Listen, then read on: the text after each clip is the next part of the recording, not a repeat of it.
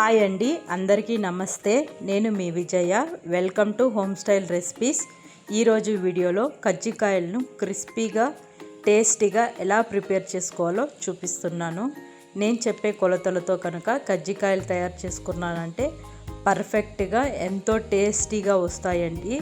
ఈ కజ్జికాయల్ని అమ్మవారి వరమహాలక్ష్మి పండగ అయితే వస్తుంది కదా, నైవేద్యానికి కూడా నేను ఇలా ప్రిపేర్ చేస్తున్నాను. మీరు కూడా తెలియని వాళ్ళు ఉంటే వీడియో చూసి ట్రై చేయండి, చాలా బాగా వస్తుంది. ఆలస్యం చేయకుండా వీడియోలోకి అయితే వెళ్ళిపోదాం.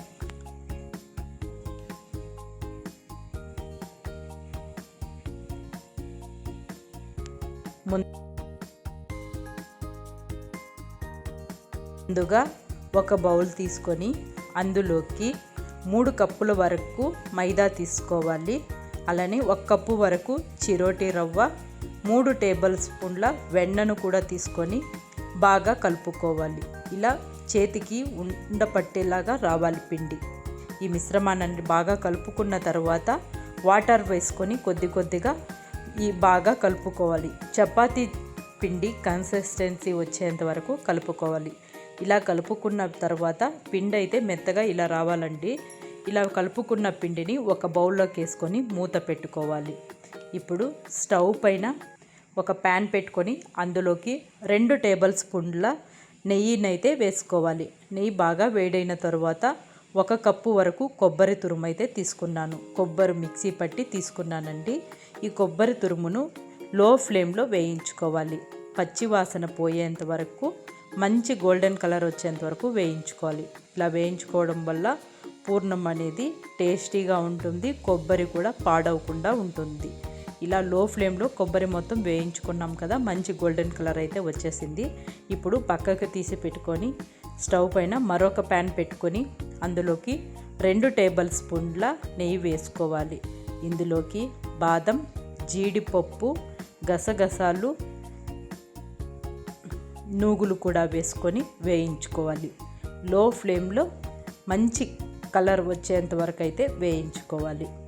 ఇలా మంచి గోల్డెన్ కలర్ అయితే వచ్చింది కదా. ఇలా వేయించుకున్న తర్వాత ఇందులోకి 1 కప్పు వరకు రవ్వనైతే యాడ్ చేసుకోవాలి. బొంబాయి రవ్వనైతే తీసుకుంటున్నాను. ఇలా వేసుకున్న తర్వాత రవ్వను కూడా బాగా వేయించుకోవాలి.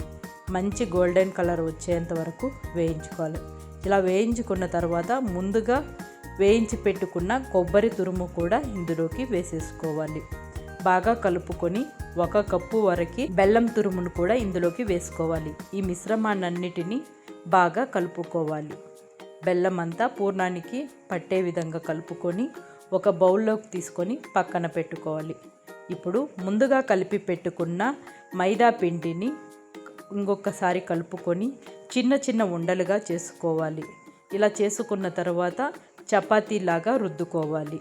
చపాతీ సైజులో రుద్దుకొని చిన్న పూరి సైజులో రుద్దుకోవాలి. ఇలా రుద్దుకొనేసి కజ్జికాయ చేసే దాంట్లో పెట్టుకొని స్టఫింగ్ ఇందులోకి పెట్టుకొని ఇలా కజ్జికాయల్ని ప్రిపేర్ చేసుకోవాలి.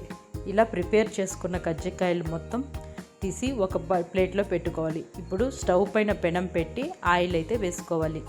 ఆయిల్ బాగా వేడైన తర్వాత ఈ కజ్జికాయలని అయితే ఇందులోకి వేసుకోవాలి.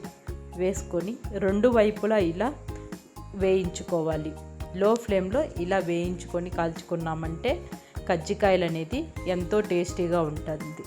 ఇప్పుడు కజ్జికాయలు అయితే మంచి కలర్ అయితే వచ్చేసింది కదా. ఇప్పుడు ఒక బౌల్లోకి అయితే ఒక ప్లేట్లోకి అయితే తీసేసుకోవాలి. అంతే అండి, ఎంతో టేస్టీగా కజ్జికాయలు అనేది రెడీ అయిపోయిందండి. మీరు కూడా ట్రై చేసి ఎలా ఉందో కామెంట్ చేయండి. Thank you for watching.